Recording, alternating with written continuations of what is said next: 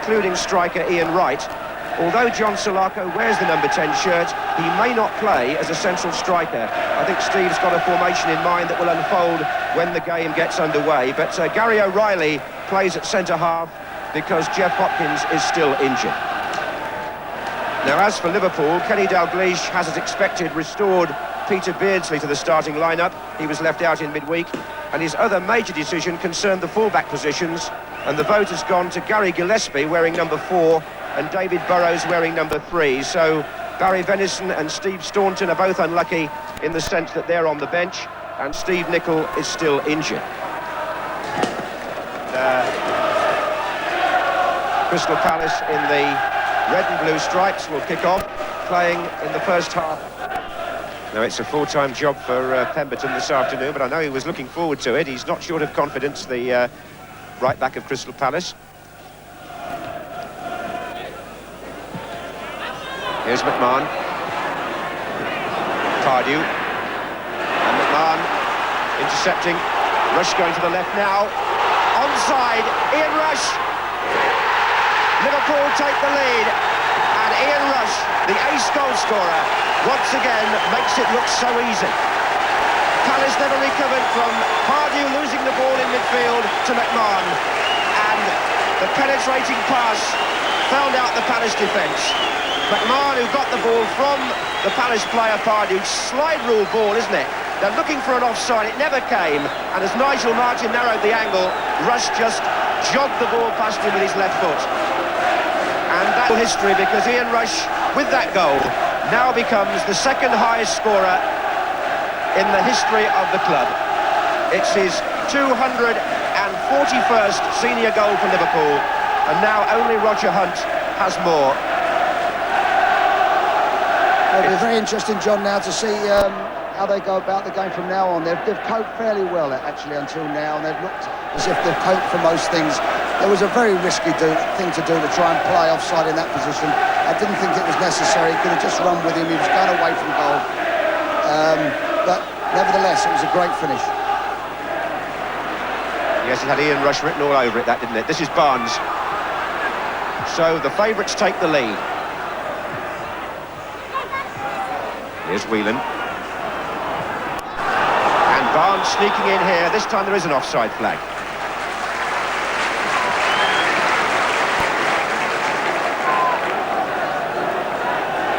So after a quarter of an hour, Ian Rush, with his 32nd goal in the FA Cup alone, puts Kenny Dalglish's side in charge in this semi-final.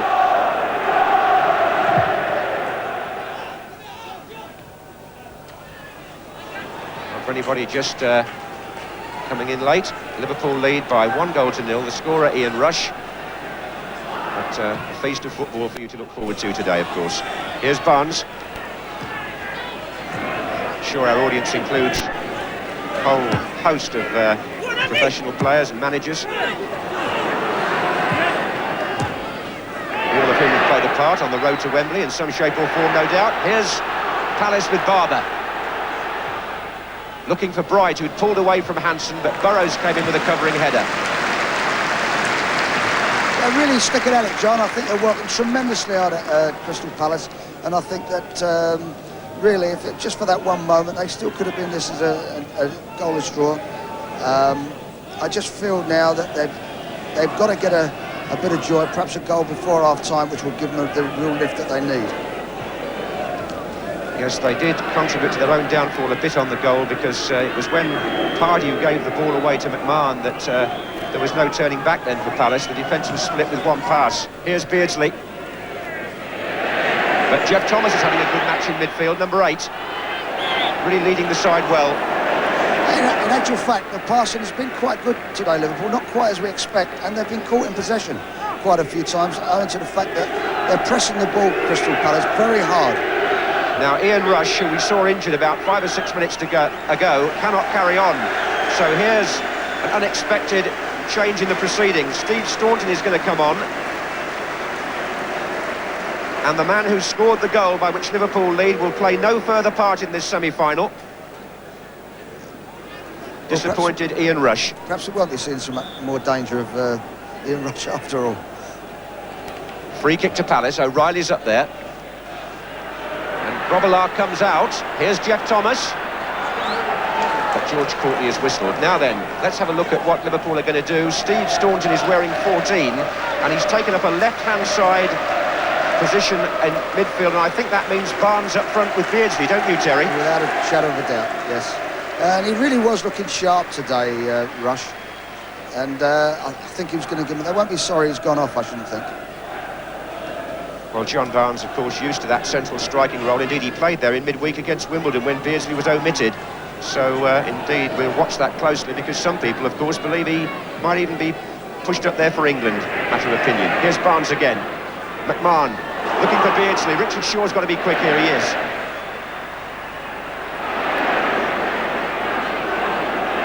This is Barber. And Bright makes the run, and it just dropped for Grobbelaar. What's interesting, John, is that Pemberton's gone with Barnes and playing centre-half, and O'Reilly's coming out here and playing against Staunton. That's a real surprise to me. Well, that was Staunton who knocked that ball into Barnes. And Ray Houghton's made a dangerous run from outside right, and Andy Thorne covered. I understand it's a rib injury that has forced Ian Rush out of the action. And Liverpool having to press one of their substitutes into service, and Barnes into a new position.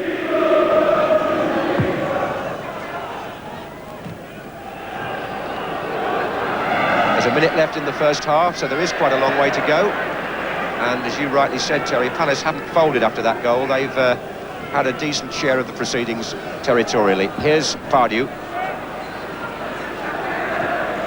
Thomas. Thorne.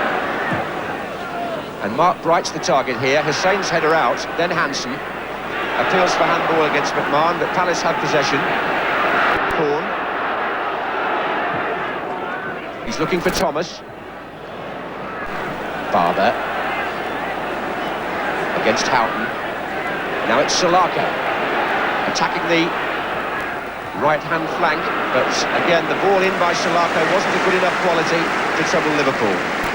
They seem to be getting, especially Salako, seems to be getting good crossing positions with space, and he doesn't seem to be able to clear the first defender. He's getting no height on his crosses at all. That's what's made it frustrating for Mark Bright, really, because he's been taking up a reasonable position in there, but... That's right, yeah. It seems O'Reilly, funny enough, seems to be dealing at this moment in time anyway with Barnes better than he was with Ian Rush. And of course Liverpool now don't have the same threat down the left-hand side as when Barnes has come from there. Here is Barnes in his new role, and there is O'Reilly at his back, forcing him to play it to Hansen. It was Burrows who was well forward there. Thomas, a bit tight maybe for Barber.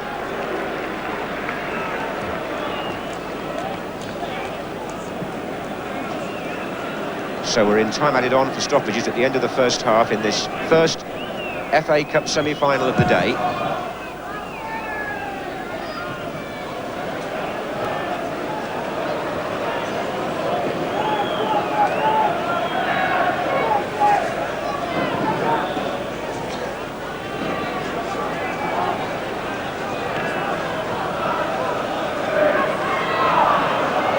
It's Barber.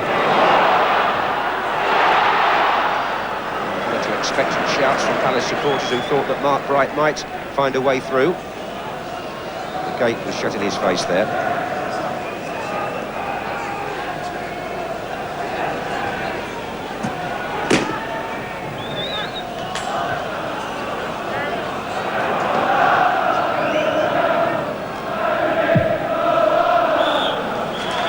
So the first half draws to a close with Liverpool, the holders and favourites, leading in this FA Cup semi-final. A goal scored on 15 minutes by Ian Rush, which puts Kenny Dalglish in good heart, although Rush's injury soon afterwards meant a substitution. But the man who made the goal with a precise pass from midfield was Steve McMahon, and it's that moment really which separates the two teams, and that alone at half-time, as in this bright sunshine they go back to their dressing rooms with the score: Liverpool 1, Crystal Palace 0.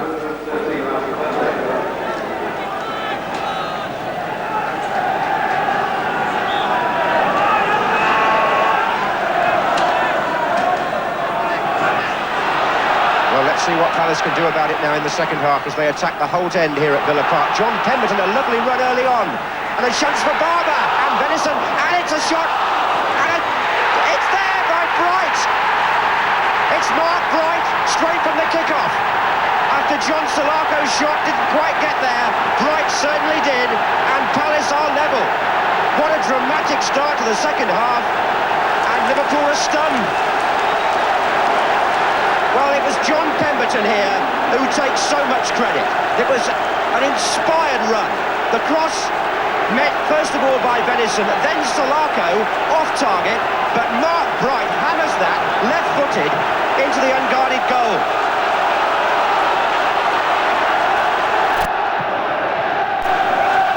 Well, what a start to the second half for Crystal Palace. They are level and Steve Coppell is back in business. When the play dies down, Terry, I'll get your reaction, but the way Palace have started the half, I'm not quite sure what's going to happen next. Here's Beardsley.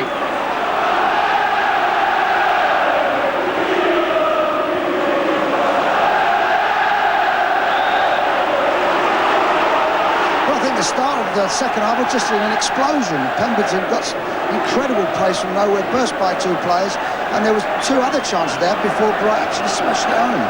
I mean, we've got a terrific game around now. Well, John Pemberton, whose job today really was to mark John Barnes before the Liverpool switch, has suddenly become a thorn in Liverpool's side in an attacking sense, because that was, without question, the sort of run that can turn a match, and it's put this one back right on the boil.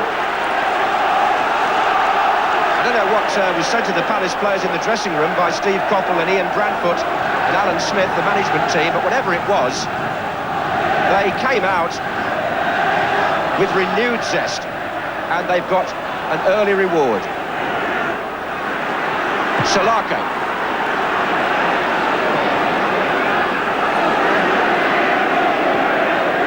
This is Staunton. Burrows.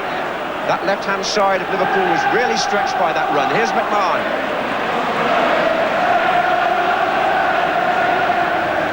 Whelan.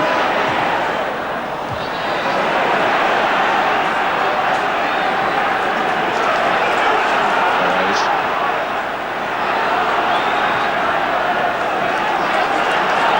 Glenn Hussein to Barry Venison, whose first duty when he came on was really to try and stop that Palace attack. He was close to Barber on the cross. That fell for Sulako in the end. And that's a foul by Venison on Barber. Quite a stiff challenge in actual fact. It gives Terry Venables a chance to reflect on the way this semi-final has turned. Well, it really has exploded, and I think that we've got 40-odd minutes ahead of us. I think that we're going to be terrific. Pemberton, I mean, I didn't know where he came from. The pace he showed was fantastic, John, wasn't it? Yes, he just seemed to make up his mind to make that run right from the kick-off, and Liverpool just seemed to be caught out by it, didn't they, on that flank? That's right. He's a great lad off the pitch, John Pemberton. He's had, as many of Steve Coppell's players have, experience in the lower divisions at the places like Rochdale and Crewe. Being part of this occasion means so much to him. And he seemed to just suddenly make up his mind. He wanted to leave his impression on the semi-final. Well, they certainly haven't shown any nerves. They look like they're loving every minute at the moment. Bright jumping again. And there's Barber. And there's Andy Gray. And nearly Pardew, but Staunton was there.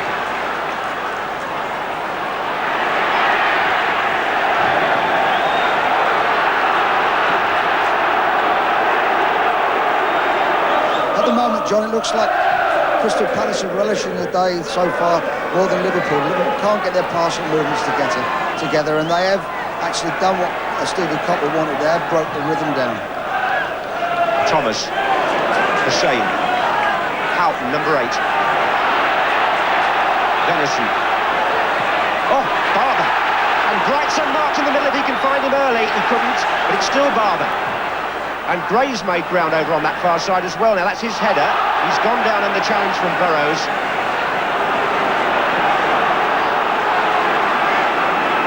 It was a mistake initially by Venison that put Barber in. And Mark Bright, just for a moment there, was completely clear in the middle. I don't know where the central defenders were in that split second, but here's one of them now. It's Hansen. Houghton. Beardsley. And Liverpool's passing game seems to, as you just said, have broken down. What they're prepared to do, Crystal Palace, is not just go towards the ball and stand off 4 or 5 yards. They're getting very close to the ball and putting the Liverpool players very much under pressure. Well, that was the way that certain people felt they should play against Kenny Dalglish's team, and it's working at the moment. Hansen's header gives Palace more possession.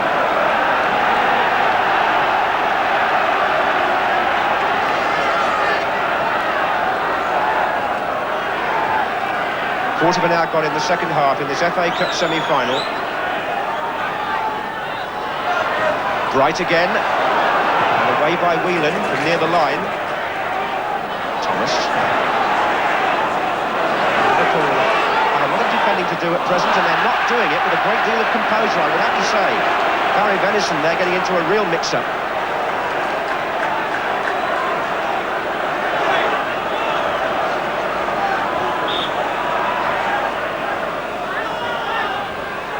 Bright's in there again. Whelan. Barnes.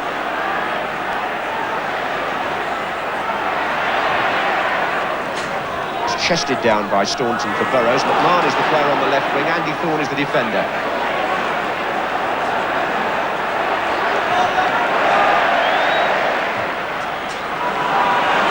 Houghton.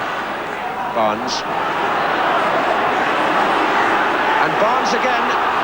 Houghton's in the middle, and Beardsley's there as well for Liverpool, and it hits Richard Shaw. A few hopeful appeals for hands, but nothing serious. It's certainly the best move they've had this after. But here come Palace with Thomas, and on the far side, Mark Bright's there again. Andy Gray's in the middle this time, so is Thomas. And there's Thomas! Oh, and Grobbelaar grabbed it on the line. An extraordinary 60 seconds. First, Liverpool nearly made an opening, and then Mark Bright, with a surging run down the right, got a beautiful ball in, and it's Andy Gray who beats the defender, and what a good save. There's a fantastic change of ends there. From being 2-1 up, they could have easily been 2-1 down, John. Well, it could have, as you say, yes. Both defences were struggling there. It's developing into a really good game, this semi-final. Sometimes they're nervous, tense affairs without much incident, but in this second half especially, the game in general has really come to life. And the crowd joining in to lift the occasion as Liverpool have the free kick. It's Staunton. And Bright is now defending for Palace.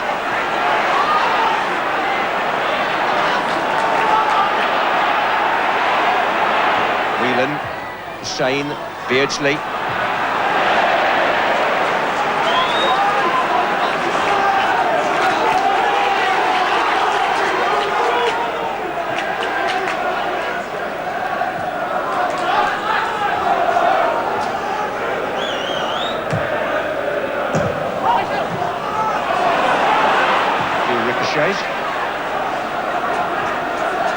Well, the sheer uncertainty of the FA Cup is what gives it its glamour, isn't it? And its magic, and you can never predict what's going to happen on these one-off occasions, can you? Well, we spoke about incidents and good movements and finishing, but that really was a fantastic save from Grobbelaar. He seemed to find another 6 inches from out his arm there.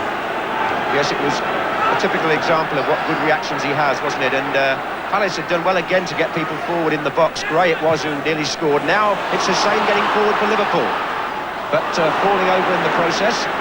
And Jeff Thomas finds Phil Barber.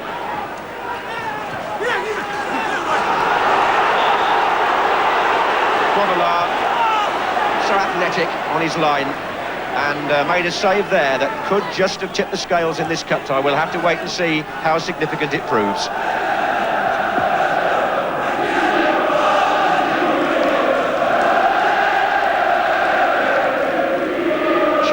Martin would have admired it from the other end.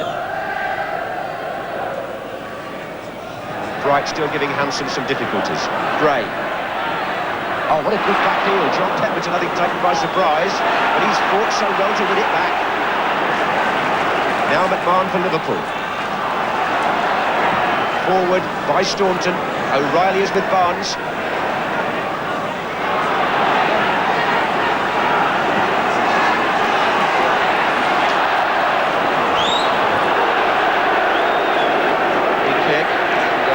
He wants a word. It's Ronnie Whelan who's in trouble.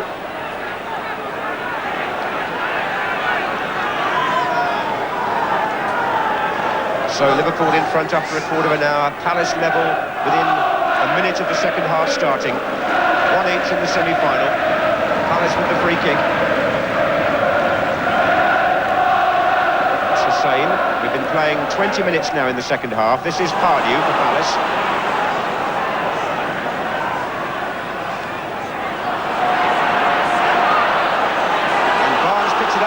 Look at McMahon in space.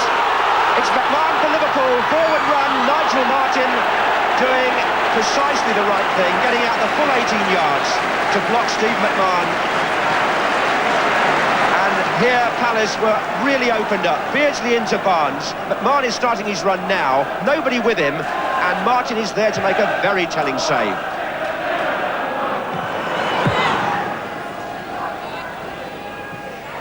John Pemberton who made the goal. That's a foul. Alan Hansen on Mark Bright. And free kick to Palace, which puts them in a bit of danger. They've got Gary O'Reilly, I know, just going forward to help Bright in there. And now they've waved Andy Thorne up as well. Andy Gray has placed the ball. That's his cross. And Bright's there. O'Reilly's there! And Palace, are they in front? Yes, they are! Liverpool stood there and could really not believe it. And Gary O'Reilly from the back found room in the penalty area. And from the set play, which people felt would be a Palace strength, or maybe a Liverpool weakness, O'Reilly drives the ball past Grobbelaar, and just for a moment the whole crowd seemed to freeze. But it was a good goal, and it's 2-1 Palace. Well, there was a set piece that we was talking about. They certainly do look vulnerable. Staunton had first chance to clear it and missed it completely. And I think that Malcolm Harrison's point about being physically stronger, I wouldn't say is necessarily correct throughout the side, but certainly in the back four, they look, and the central defence, they look to have appeared a little tired, I think. Well, let's just gather our thoughts, because Gary O'Reilly has enabled Crystal Palace to come from 1-0 down in this semi-final to lead 2-1 against the holders and the hot favourites. What a story we could have in the making here, but this is Barnes for Liverpool. O'Reilly's now got to mark him. Pardew is back there. Well, opportunity beckons Crystal Palace, the underdogs. Kenny Dalglish now is the worried man.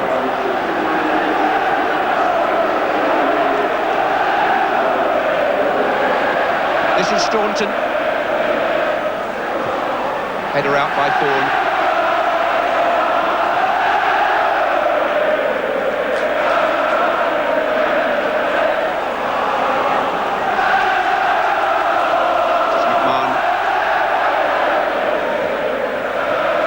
Gary O'Reilly, who played in the 9-0, that's his first goal of the season. He wouldn't have been playing if Jeff Hopkins had been fit. What a story that could be. Beardsley to Houghton. That's Venison's cross. They're appealing for offside, and it is.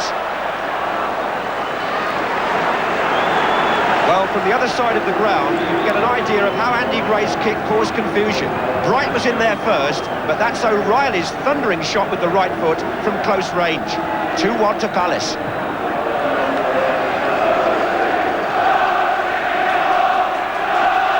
And listen to their supporters just at the moment. Here's Pardew.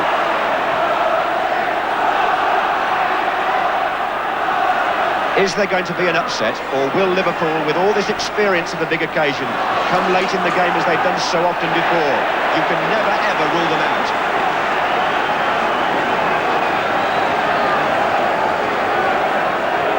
I think it was Ray Wilkins who said that if Palace are going to do it, they're going to do it in 90 minutes. Well, the chance is there now for the taking.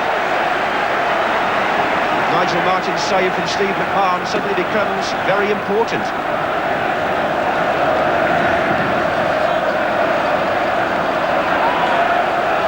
Same.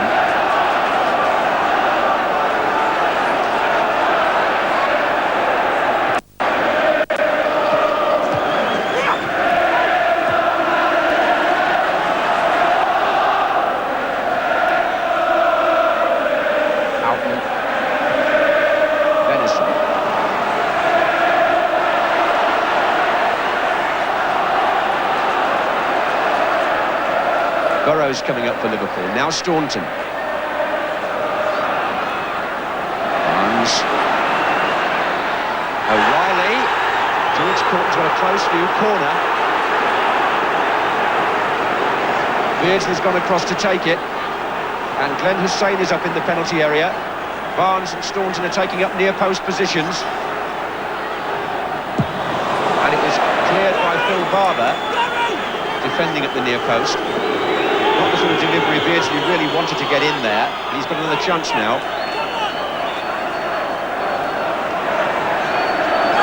John Pemberton, corner, number 3.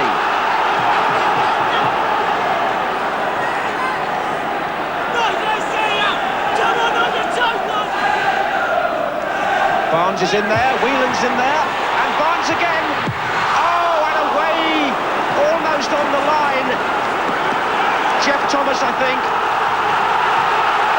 The captain, corner again. Barnes again, and this time it will be claimed.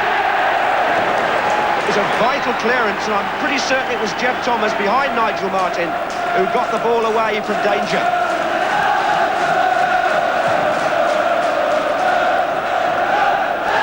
Hanson and Bright.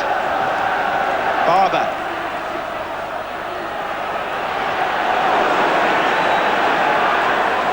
Just over a quarter of an hour of the 90 minutes remaining. I put it that way because, of course, if Liverpool were to equalise now, we could well be on to extra time. But Palace are leading 2-1 at this stage. It's Alan Hansen. This is McMahon.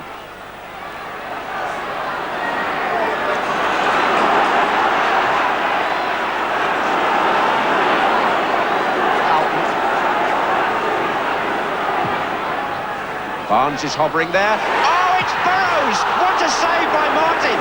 But was he offside anyway? I've got a feeling there may have been a flag.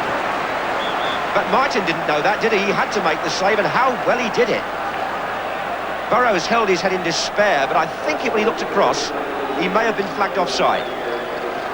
It still shouldn't take away from the save. I mean, it was really a fantastic save there. It looked in no doubt he would score. Yes, the arms were up and so was the flag.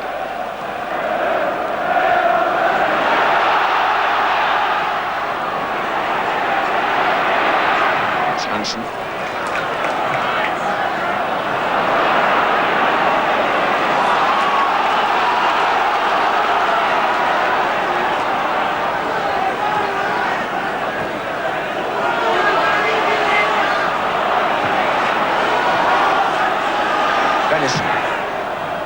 Looking for Beardsley. Well,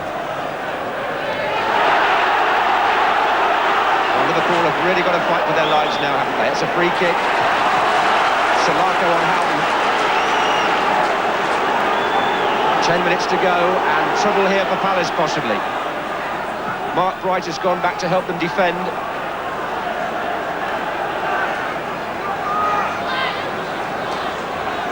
Barnes, Whelan and Hussein waiting to come in a line of 3 as Staunton and Venison address the ball.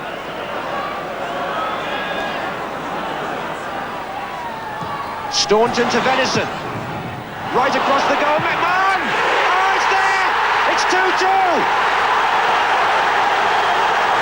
Steve McMahon!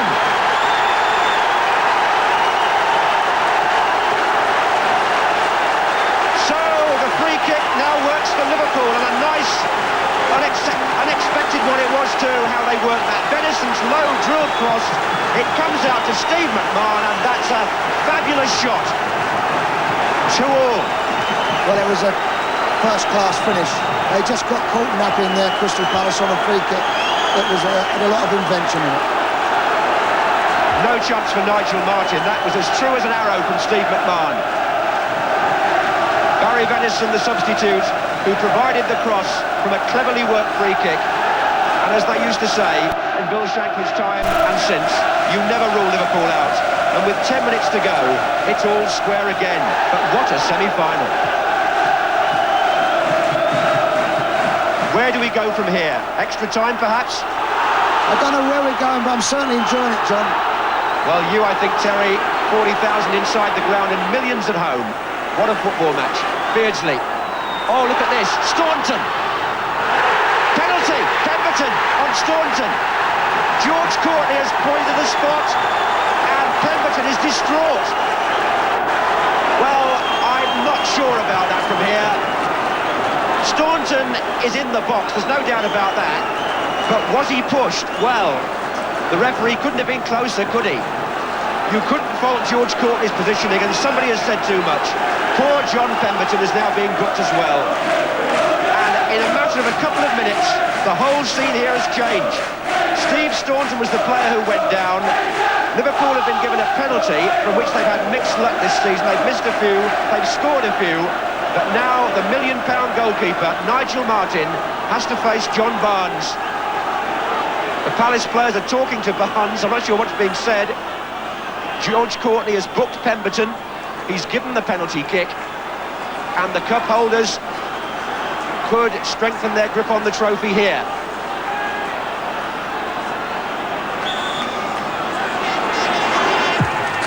Barnes scores. The goalkeeper went the right way, but the kick was true in the corner. And Liverpool lead by 3-2. And from being 2-1 up, Palace are suddenly dumped on their backsides and can't really believe what's happened to them. Most of all, Pemberton.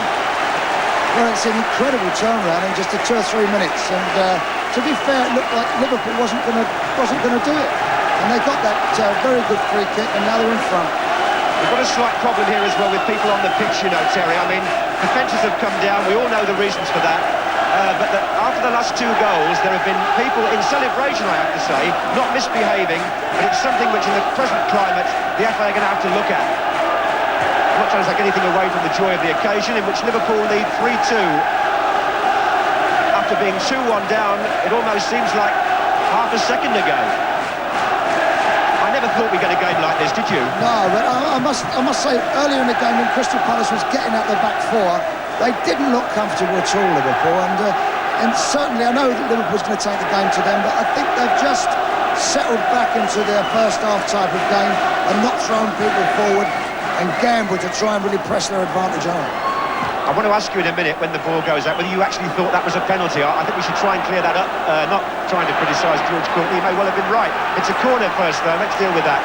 To Palace, because you couldn't rule out a third goal for them now, could you, the way this match has gone? Thorne has gone onto the near post. O'Reilly is up there as well.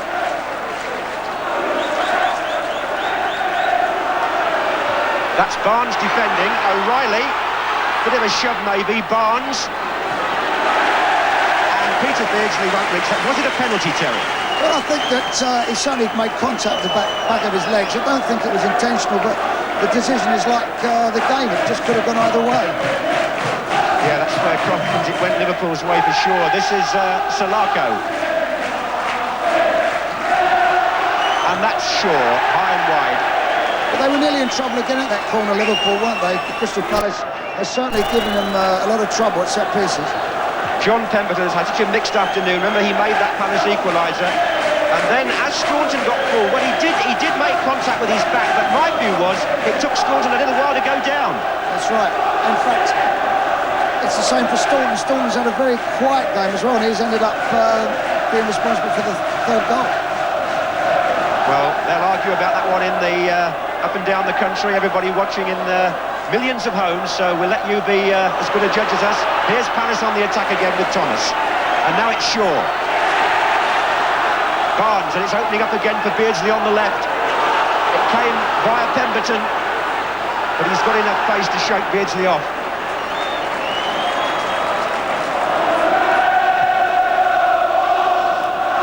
Just over 3 minutes, Liverpool 3, Crystal Palace 2, in one of the most exciting semi-finals, or certainly the second half, that I can remember. And the emotions on the bench, well, they must feel they've been on a roller coaster ride over there. Steve Coppell is standing. His team were 10 minutes away from Wembley, let it be said. They're now less than 3 minutes away from going out. Thomas, and Bright's in there. And Thomas! Staunton, Gray! Gray, 3-3! Andy Gray for Palace, they're back in it! And Liverpool's defence all over the place. It's a free kick again, a set play, and keep your eye on number 4, Andy Gray, because when all this is over, Grobbelaar comes, doesn't make it, Thomas, Staunton, Gray, 3-3. Well, Grobbelaar did punch it, but not far enough, only to Jeff Thomas, and it span up off Staunton's chest. The man who actually got the penalty for Liverpool has now virtually delivered the pass for Steve Coppell's team to equalise. 2 minutes to go. Liverpool 3, Crystal Palace 3, and this one is going down in semi-final folklore. Barnes. Again. And it's still John Barnes, and well stopped by Martin because Beardsley was right in for the rebound. John, I think this might bring the fans back. Well, I think if we had more football like this, more excitement like this, it would generate even more of an increase at the great which we're having at the moment anyway. It's great stuff, isn't it? And the armchair audience must be on the edge of their seats too. Here's Bright. Foul by Hansen, is it? Yes. Now, twice from free kicks, Palace have scored. Liverpool have also scored from one, of course, but what sort of a finish could we be in for here? There is a minute to go of the 90. Barber will take the kick. Thorne, O'Reilly and Bright are all lined up.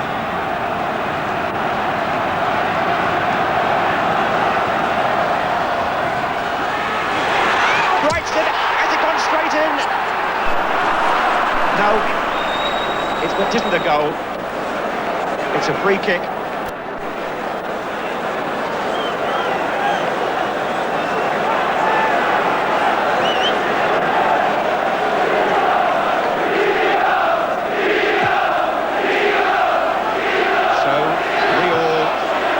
Time beckons now.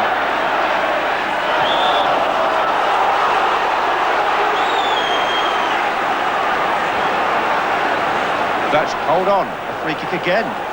So once more, O'Reilly and Thorne take up their positions. And once again, Gray prepares to bend the ball in.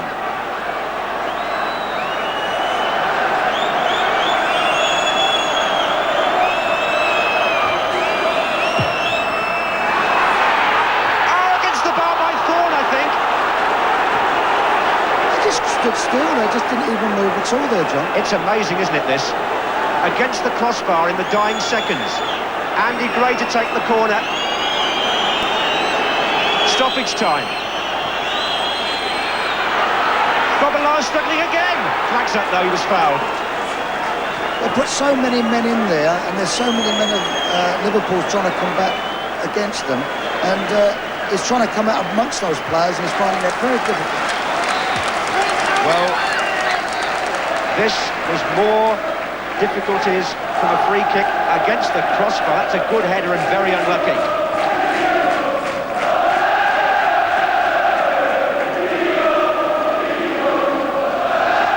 And his team could have been knocked out there right at the end. What a dramatic climax that would have been if it had been 4-3.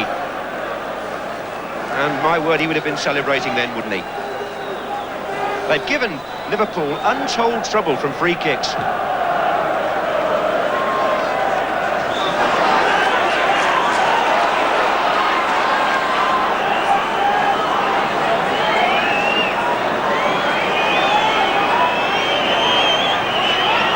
we'll need to see all the goals again just to remind ourselves what's happened. Here's Hussein, but what we have got is extra time.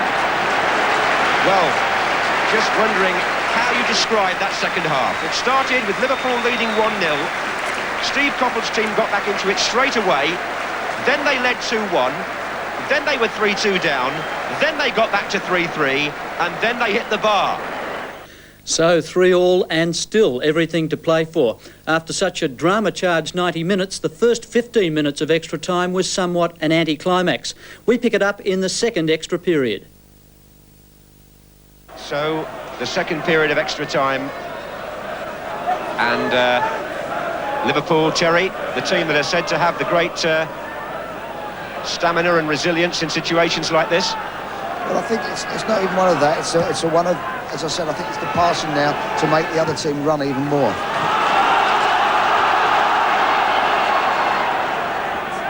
Well, it's certainly pulling at the nerve ends, this one, isn't it? This is Barnes. Oh, good trickery.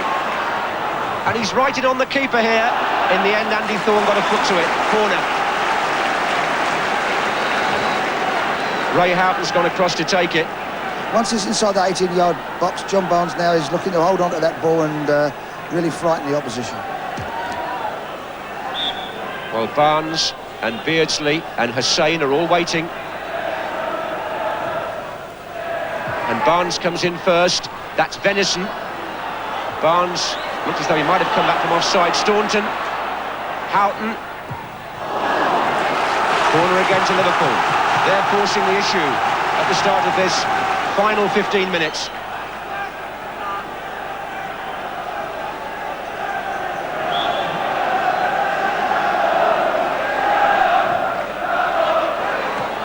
That was quite a comfortable catch for Nigel Martin. Looks as though he's really enjoyed the game, the Palace goalkeeper, and I suppose it's one that the players will look back on and say, well, it was something to be part of, but of course not if you lose. And it's a shame in a way that there will have to be a loser at the end of this semi-final.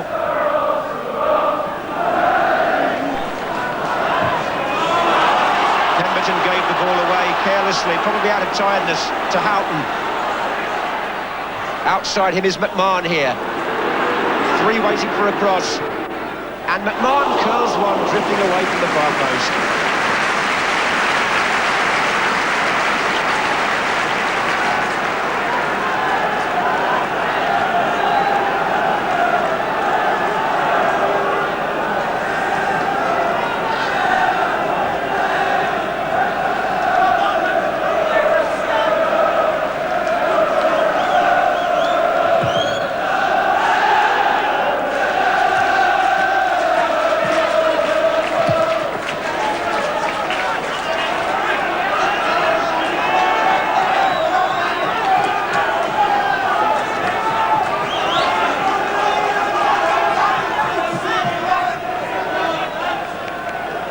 Thorne. Well, it was perhaps asking too much for the extra time to live up to the expectations after the 45 minutes we had before that. Forward by Thorne, looking for Bright. Hussein is with him. Tried to turn inside in corner to Palace. Well, they've made such good use of their set plays, Crystal Palace, that you wouldn't rule them out now. Andy Gray has gone across to take it. Andy Thorne, who hit the bar in what, the last minute was it of normal time, he's gone up again, number 6. Gary O'Reilly, who scored from that sort of position from a free kick, is also there. Barber's on the line and Bright is waiting too.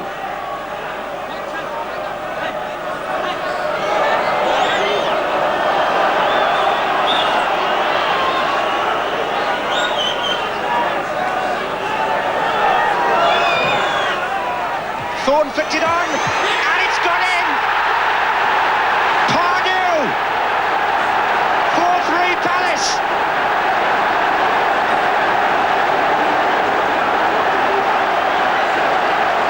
The flick on by Andy Thorne made all the difference. And Liverpool are caught out again at a set play. And it looks like Alan Pardew who bundled it in.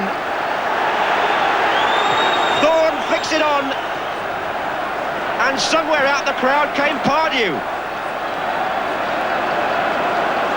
Bruce Grobbelaar beaten again after What, 2 free kicks and a corner now Steve Coppell's team had scored from, and it's back with the underdog again. And who's to say it's over yet? O'Reilly, McMahon. Palace have really got to keep their nerve now and not dive in and do anything silly. Staunton.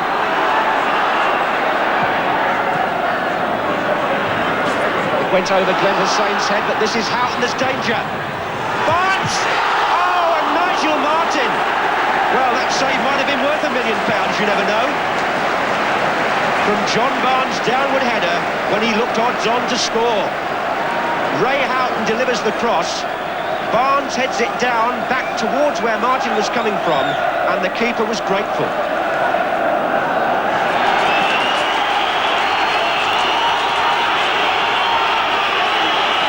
McMahon. Andy Gray. And Bright's made a curving run to stay onside. That was brilliant, actually, at this stage of the game. He's got Barber in the middle, but he'll want to try and hold it up if he can. Well, I don't condone time wasting, but in Palace's situation, you can forgive it today, can't you? After all we've been through here. The referee has given a goal kick. He's looked across at his linesman. He's checked his watch again. George Courtney. Everybody's looking at him. When will he blow? Crystal Palace 4, Liverpool 3, and Crystal Palace are at Wembley. They've beaten Liverpool, whose dream of the double is destroyed, in one of the most amazing matches, surely, in the recent history of the FA Cup. Steve Coppell runs off, and the Palace supporters celebrate one of the most unexpected and dramatic victories that I can remember happening, certainly at this stage of the competition. Alan Pardew is the man whose name comes out of nowhere, the former Yeovil player. His goal has sent Crystal Palace to Wembley, and the final score at a thrilled Villa Park after extra time is Crystal Palace 4, Liverpool 3. What a remarkable